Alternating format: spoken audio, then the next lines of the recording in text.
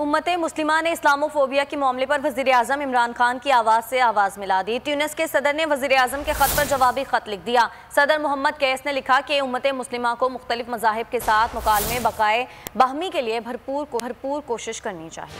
Islamophobia کے خلاف وزیر اعظم کی کوششیں رنگ لانے لگیں۔ مسلم امہ عمران خان کی آواز سے آواز ملانے لگیں۔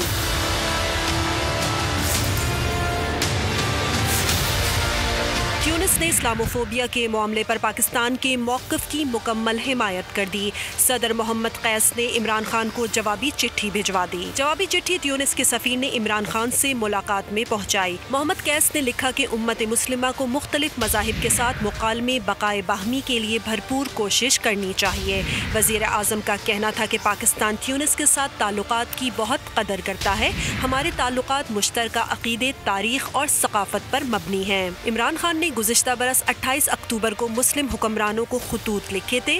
خطوط میں اسلاموفوبیا کے خلاف مشترکہ کوششوں کی ضرورت پر زور دیا گیا۔ گزشتہ روز خط وزیر اعظم کے آفیشیل فیس بک پیج پر دوبارہ شیئر کیا گیا تھا۔